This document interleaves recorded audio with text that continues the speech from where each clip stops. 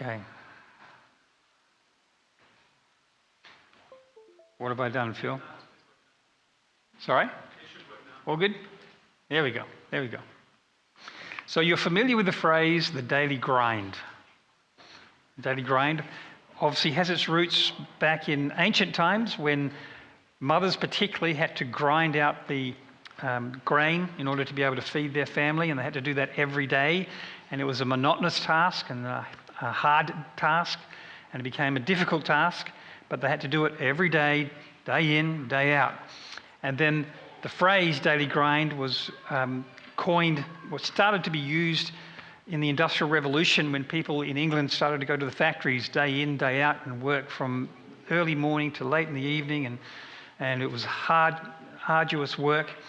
And then bit by bit the phrase daily grind came to refer to the work that we had to do in order to provide for our needs, in order to do what we need to do in life. And the daily grind can become a trap and it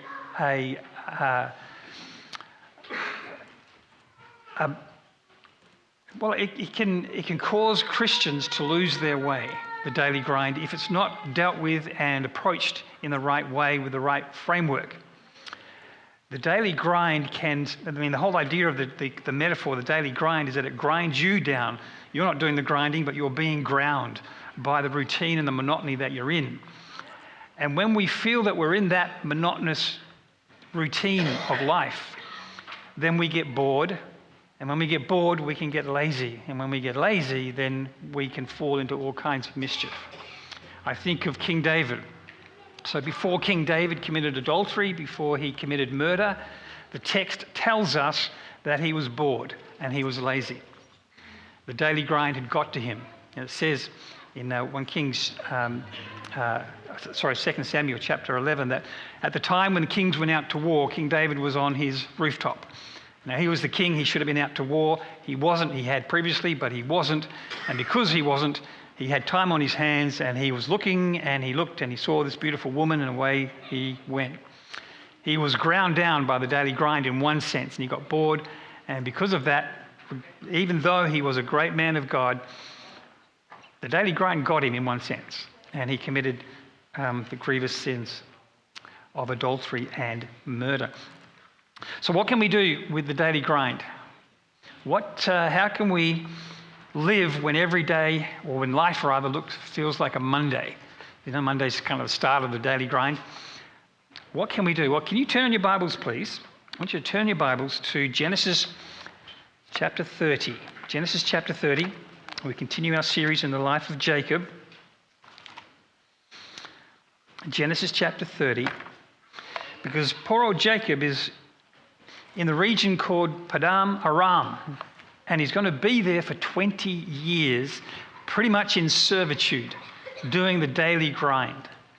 And in this particular passage we're looking at this morning, we can get two views of the daily grind that will help us to respond to it well and come out the other end singing with Jesus rather than suffering loss. Now, our passage today is Genesis chapter 30, and I'm taking it from verse 25 through to chapter 31, verse 16, which in your Bibles might not be the natural break that you have. And the reason is that really the passage goes from chapter 30, verse 25, all the way through to the end of chapter 31. That whole section refers to Jacob and Laban, and Jacob leaves. In chapter 30, Jacob is going to become wealthy, and then in chapter 31, he's going to leave Padam Aram, and Laban's going to pursue him, but then unsuccessfully.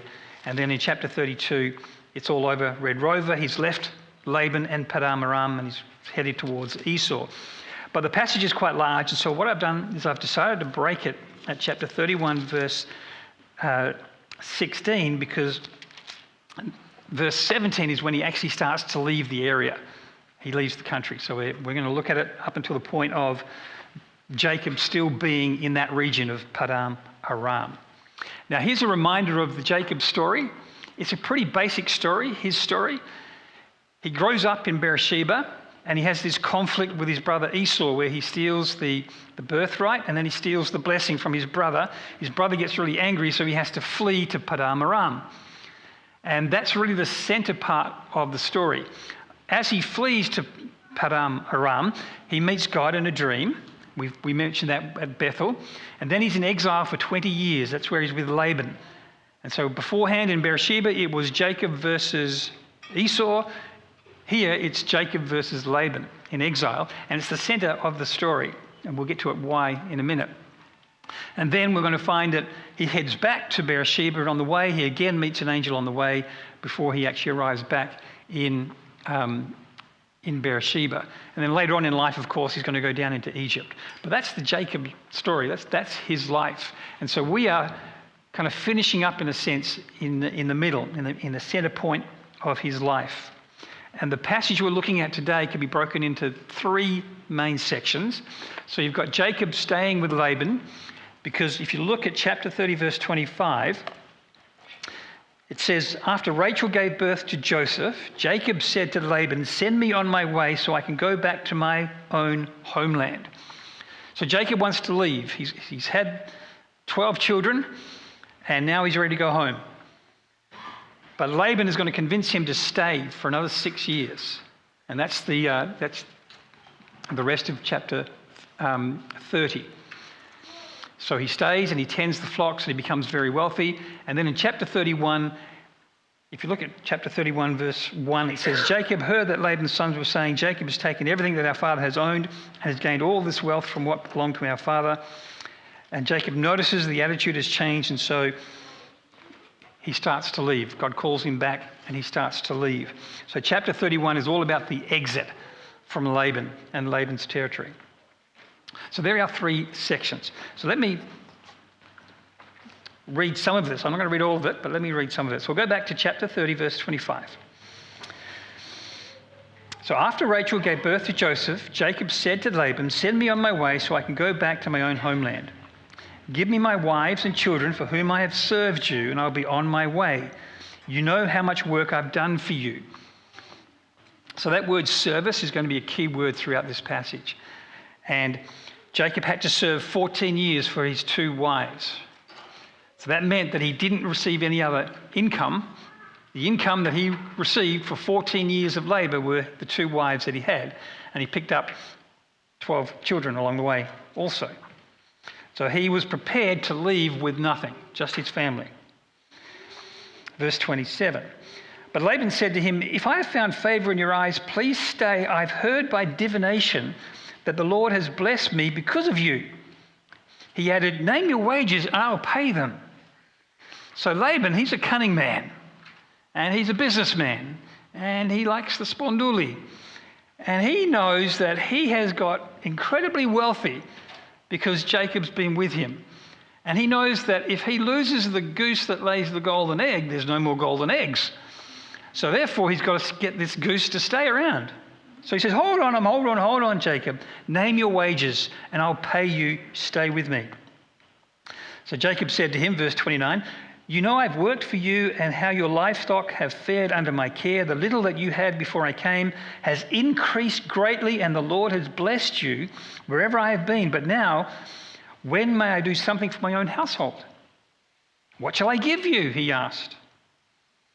Don't give me anything, Jacob replied. And by the way, Laban has said this before to Jacob, right? Remember? When Jacob first came into the territory, and Jacob wanted to marry Rachel, and Laban said, what can I give to you for your service? And Jacob said, well, you can give me your daughter. And then Laban tricked him by giving him his other daughter. Same question that Laban used. So when Jacob's hearing this from Laban, Jacob's thinking, oh, you're not going to get me twice. I've heard this before, man. So what shall I give you, he asked. Don't give me anything, Jacob replied. But if you will do this one thing for me, I will go on tending your flocks and watching over them. Let me go through all your flocks today and remove from them every speckled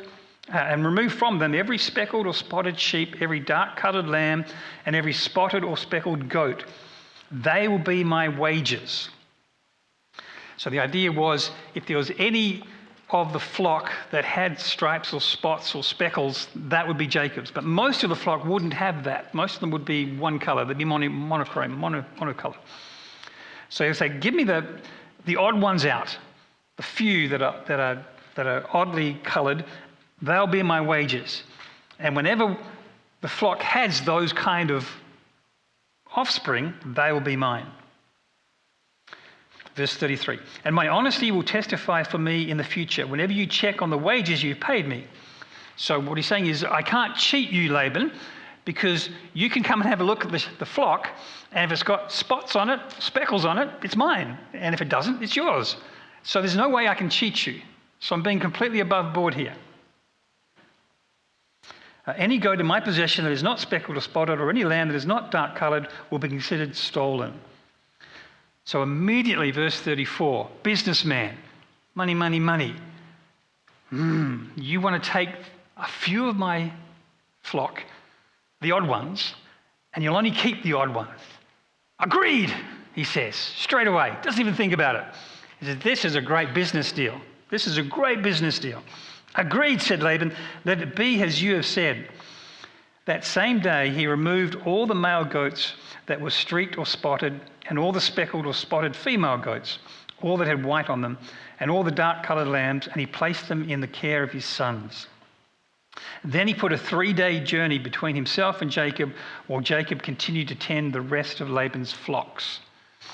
So what Laban does is he gives to Jacob those odd sheep and goats, and then the rest of them, the pure ones, he takes away. And he puts 3 days between the two flocks, so there's no chance of any interbreeding between them. So he's making sure that Jacob doesn't get up to any mischief. So Jacob, in verse 37 through verse 42, is a fascinating passage that, as far as I know, has never been replicated by modern science or sheep breeders. Phil and Jan, I don't know if you do this with your sheep, if you want to get a certain colour in the coat.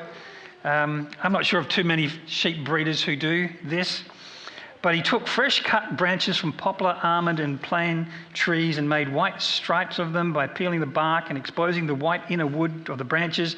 Then he placed the peeled branches in all the watering troughs so that they would be directly in front of the flocks when they came to drink. When the flocks were in heat and came to drink, they made it in front of the branches, and they bore young that were streaked or speckled or spotted. So truth is, we don't know what he's doing here.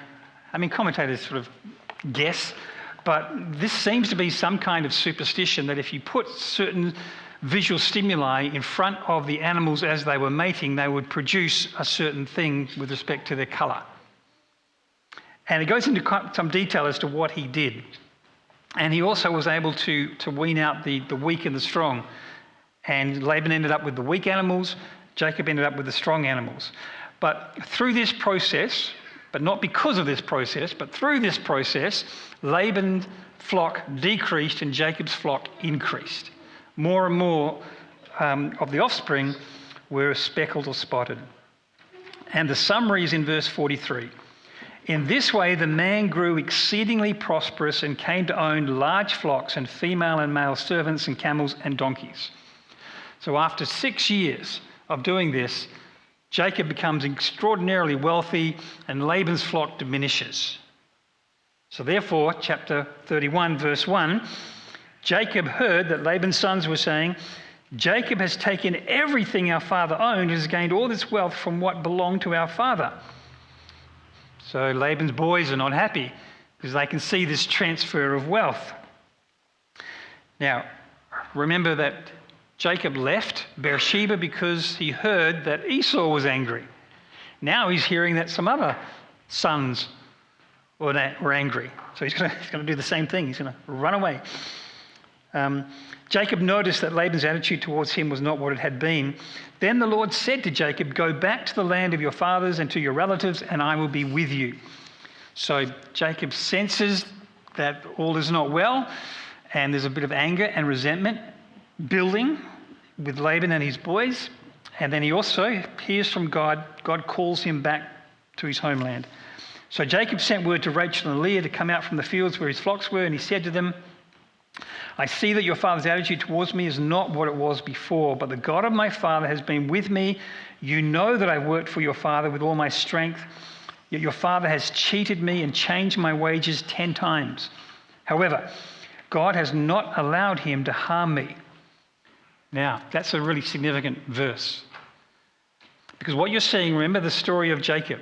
It's from deceiver to believer. When Jacob was in Beersheba growing up, he had no God consciousness whatsoever. He came before his dad and he lied to his dad and he took the Lord's name in vain before his dad. Where did you get this goat so quickly, this game so quickly, my son? Oh, the Lord provided for me. God didn't do that. He took the Lord's name in vain. When he goes to Bethel, he has this vision and he recognizes, oh, God is in this place. And it's gone in the first time when he has that vision that he has this God consciousness. And then slowly over time, his God consciousness has been growing and developing. And now he can see, as he looks back on the last 20 years, he can see that God has been with him. The God of my father has been with me. Still not necessarily his God yet, but it's the God of his father has been with him. So that's really significant. He says, however, God has not allowed him to harm me. He recognizes that God is working in his life. If he said, the speckled ones will be your wages, and all the flocks gave birth to speckled young. And if he said, the streaked ones will be your wages, then all the flocks bore streaked young. So God has taken away your father's livestock and has given them to me. So that tells us, by the way, that what happened in chapter 30 at the end, when he's putting all this weird stuff in front of the troughs, or in the troughs, that wasn't the cause of the increase in his wealth. What was the cause of the increase in his wealth? Well, chapter 31 tells us. Jacob knows it was God. So why was Jacob doing that? Well, same reason probably the girls got the mandrakes. Superstition. Never underestimate the power that our culture has on us to shape the way that we think things work. So many Christians buy into a lot of superstitions or a lot of cultural thinking with respect to how you do things that is simply not biblical. And I think that's what Jacob's doing here. But he recognizes that it's God who's doing it. Verse 10, chapter 31. In breeding season, I once had a dream in which I looked up and saw that the male goats mating with the flock were streaked, speckled, or spotted. And the angel of God said to me in the dream, Jacob, and I answered, here I am. And he said, look up and see that all the male goats mating with the flock are streaked, speckled, or spotted. For I have seen all that Laban has been doing to you. I am the God of Bethel, where you anointed a pillar and where you made a vow to me. Now leave this land at once and go back to your native land. So God is reminding Jacob of the vow that he made when he saw the ladder at Bethel. Then Rachel and Leah replied, do we still have any share in the inheritance of our father's estate? Does he not regard us as foreigners? Not only has he sold us, but he has used up what was paid for us. Surely all the wealth that God took away from our father belongs to us and our children, so do whatever God has told you. So Rachel and Leah, Laban's daughters, aren't happy with their dad. They feel that their dad has used them, objectified them, and has wasted the money that he gained from their dowry, which were Jacob's labours for 14 years. So Rachel and Leah are more than happy to go with Jacob because they're not enamoured with their dad. And so that's the rationale for the leaving. So when we go to verse 17, we see that Jacob starts to leave. And we'll hit that next time. But for now, based on that passage, which is quite a passage, 2 insights to help us navigate our 9 to 5 coming out of that passage. So quite a basic outline. Here are the 2. Here's number 1. Recognize resistance. Know that our foes are at work. So we're in the 9 to 5, but we're not in any ordinary 9 to 5. If you're a Christian, you're aware of the spiritual realm, and you know that even though life can appear to be monotonous, it can be dull and boring at times, it can be difficult and arduous at times, nonetheless, there's a spiritual reality that we are in that is over and above and around what we are doing that makes what we are doing really significant. And we're also told in Ephesians chapter 6 that we wrestle not against flesh and blood, but against principalities and powers and the spiritual realm, forces of darkness in the spiritual realm. So when we're doing the 9 to 5, when we're about what we normally do, we need to recognize that we're actually in a greater arena. We're not just in the office. We're not just at home. We're in a greater arena with more at stake than what we might think.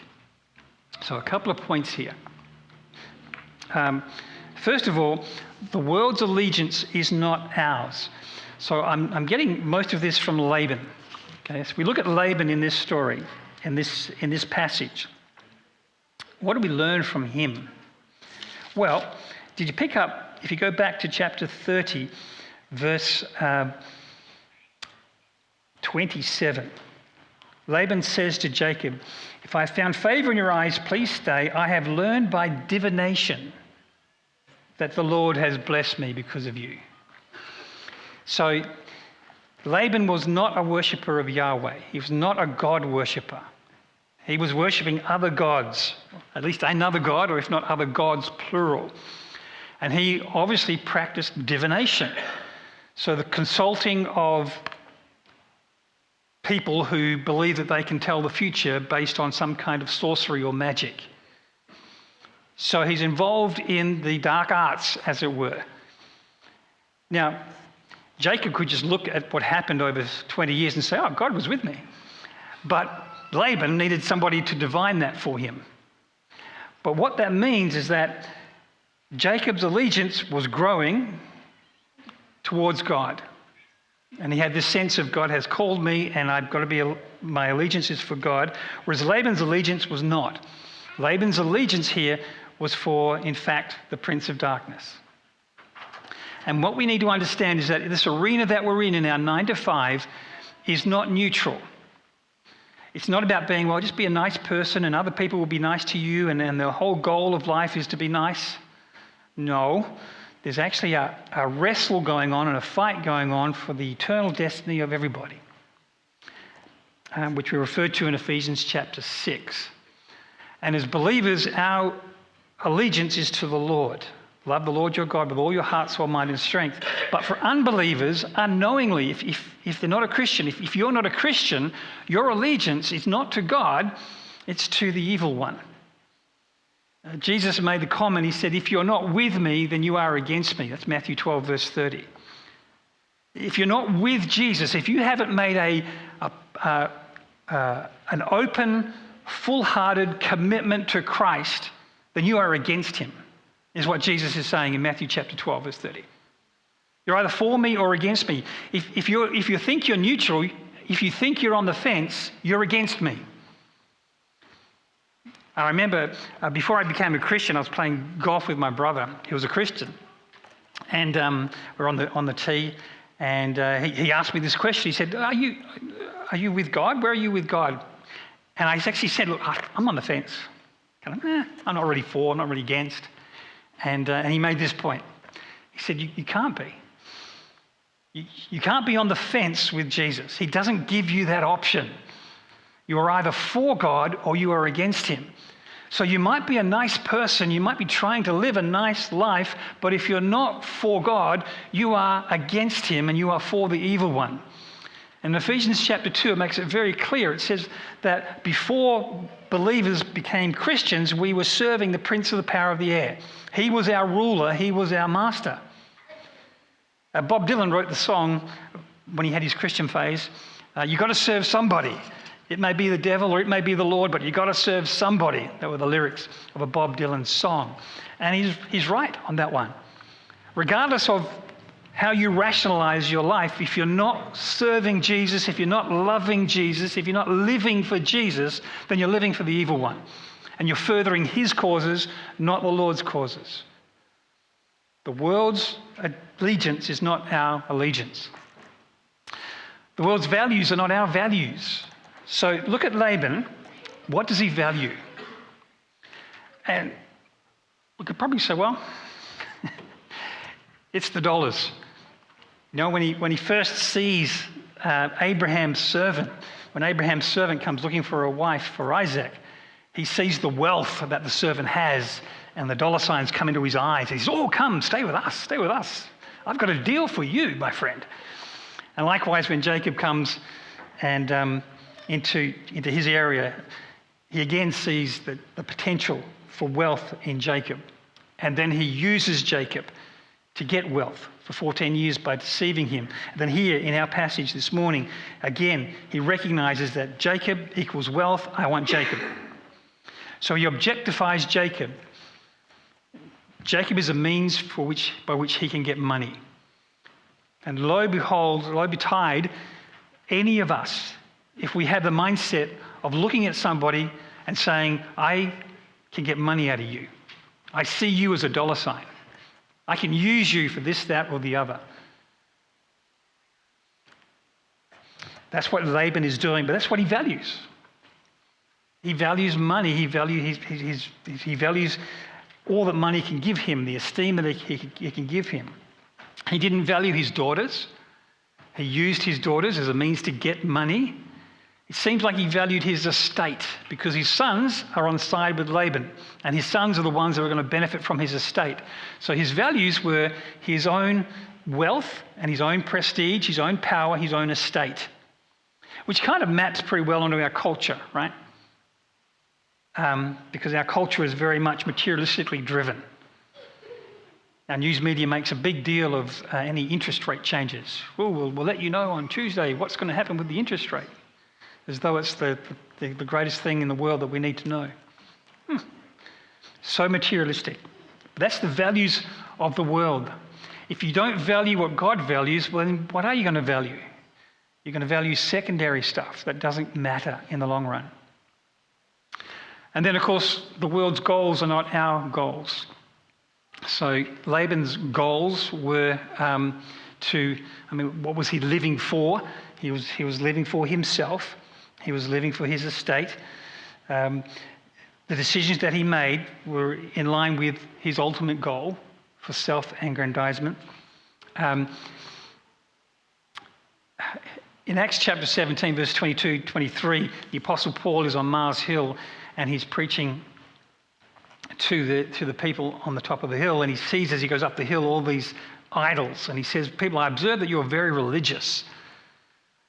You're very religious. So you've got this idea of the supernatural, you've got this idea of the spiritual, you believe that it's there, but you're way offline. Let me tell you about the true nature of the supernatural. Let me tell you about the true nature of the divine. And here you've got Jacob, who's got a sense of the supernatural, he's got a sense of the spiritual, he is worshipping gods, he uses divination, so he believes in the other sphere of life, the immaterial part of life, but his values and his goals are such that it leads him in the ways of darkness. And so when we're in the monotony of the 9 to 5, when we're about our daily life, remember that our foes are at work. The evil one is at work around us in and through the lives of other people. And the other people who are not Christians are not enemies, but they're unwitting slaves of the evil one. And so our mindset has to be not we're living and working with our enemies, but we're living and working with those who are in bondage to the evil one, and therefore their values and their goals are way offline. And we are there to be a witness to them and to be a light to them and to be a help to them. But that, even if we just get that can transform how we approach the 9 to 5. Oh, you're going to work tomorrow to be a witness. You're going to work tomorrow with all these people who are enslaved to Satan and they don't even know it, and you are some hope for them. That's huge. You're not just going to work tomorrow to get some money to pay the bills, but you're going to work as a missionary. Kind of the positive side is that you get some money to pay the bills, but you've got a greater purpose of being there. Okay, number 2, so recognize resistance and know that our foes are at work. Number 2, remain resolute, be at work for God. So here we contrast Laban with Jacob.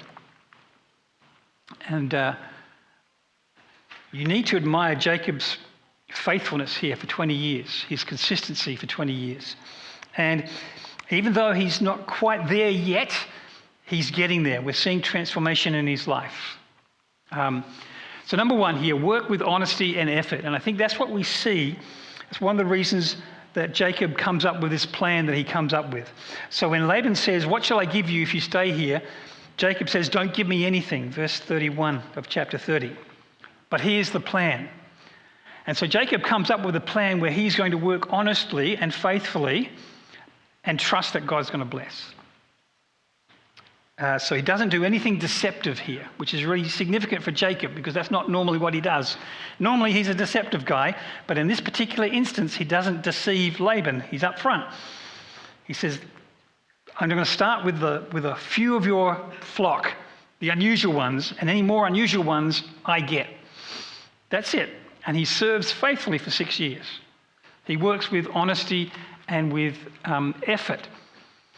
So it's not that Jacob was a slacker. It's not that Jacob took advantage. We don't get any sense of that from what he says. Even when he talks to his wives, he says, "I served your father faithfully." So as believers, we are called to work with honesty and to work with effort. We are to make use of the hands that God has given us. And again, this is the way in which we are to be that witness to those that we are around is through the attitude that we bring to the work that we do. And so they should be able to say, "Oh, why aren't you fudging the lines a little bit like the rest of us here in the office? Or why are you such a stickler for doing things the right way?" And that should reflect on our faith. So we work with honesty and effort. We work trusting in God to provide and to bless. So that's, I believe, what Jacob was doing when he came up with the plan. And he saw God doing that. If you look at the last verse of chapter 30, it says, "In this way the man grew exceedingly prosperous and came to own large flocks and female and male servants and camels and donkeys." So in this way, Jacob is placed in the same line of blessing as his grandfather Abraham and his father Isaac. So the same is said of all three of them. So Abraham became very rich. He had lots of sheep, cattle, silver, gold, servants, camels, and donkeys, and God had promised that to him. And Isaac, he became very rich with sheep, cattle, and servants, and God had promised that to him. And Jacob overflowed greatly in prosperity, sheep, servants, camels, and donkeys. And Jacob acknowledges that in chapter 31, verse 5. So the same thing is happening to Jacob. God is blessing him in the same way that he blessed Abraham and that he blessed Isaac. So Jacob worked knowing that God was at work blessing. By the way, here's another layer through which to see this. Because remember that the first people reading this story are the Israelites coming out of Egypt under Moses. And I think there's a significant parallel between Jacob's story of exile and the Hebrew story of exile in Egypt. And what this is teaching that first generation who came out of Egypt is that you can trust God to bless even when circumstances are against you, even when the culture you're in doesn't like you. So notice the parallels here. Jacob leaves the promised land, Beersheba, and he stays in Padam Aram for 20 years. Jacob's going to leave the promised land again, and his descendants will stay in Egypt for 400 years. In Padam Aram, Jacob is in servitude. He serves for 14 years for nothing. The last 6 years he's serving for himself, in a sense. But while he serves, the family grows and it becomes very wealthy. And that's why this is the centerpiece of the Jacob story, these chapters 29, 30, 31. Because in those chapters, you see Jacob's family growing, which is what we talked about last time, 12 children with another one to come. So his family grows, and now his wealth grows, which were promises that God had made to the patriarchs. Many descendants, you'd be a great nation. And so that's what's happening. In Egypt, the Hebrew people are in servitude also, but they grow to be a huge people. And when they leave, they plunder the Egyptians, right? So they leave with great wealth. Same thing happening. Jacob flees Padan Aram. He's pursued, as we'll find out next time, unsuccessfully by Laban. Laban comes after him because he's lost the goose that lays the golden egg. He doesn't want to do that. He chases after him to get him back. He's not successful. The Hebrews leave Egypt, and they're going to be pursued unsuccessfully by Pharaoh for the same reason, because they're the workforce for the Egyptian nation. They're the goose that lays the golden egg. And so you can see these parallels. And so if you're one of those Hebrews coming out of Egypt from the Exodus, you're saying, oh, Jacob went through the same thing that we're going through, and God was with him and God blessed him. So we can trust God to bless us even though life is tough, even though the culture is against us, even though all isn't the way that we would like it to be. We can trust that God will bless us if we are faithful to him. Okay. So we work with honesty and effort. We work trusting in God to provide and to bless. And then we work obeying God's call. So in chapter 31, twice you've got God calling Jacob to go back to the land. Verse 3, go back to the land of your fathers, to your relatives, and I will be with you. And then in the dream he has, verse 13, I am the God of Bethel, where you anointed a pillar and where you made a vow to me. Now leave this land at once and go back to your native land.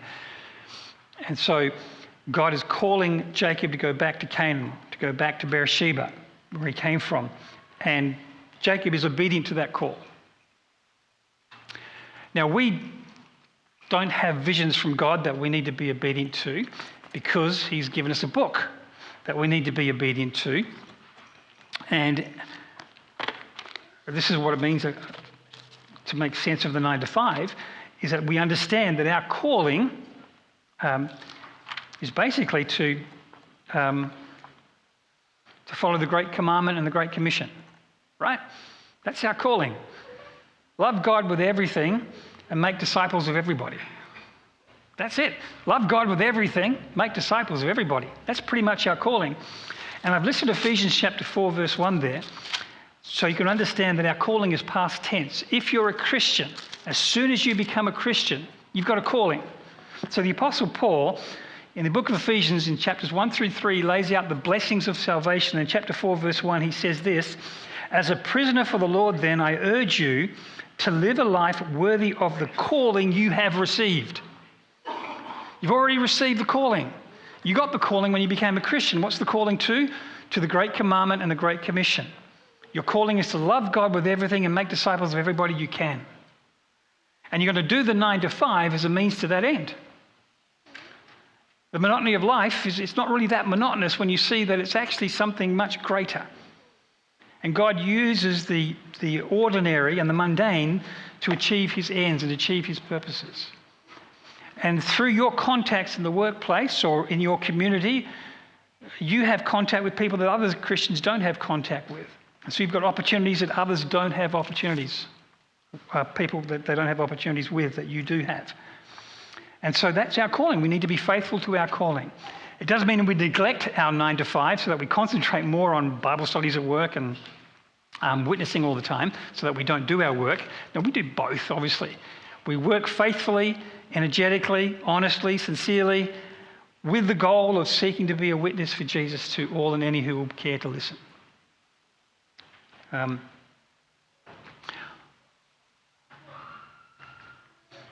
Here, by the way, is with respect to Jacob's call. You'll see that it parallels Abraham's call in Genesis chapter 12.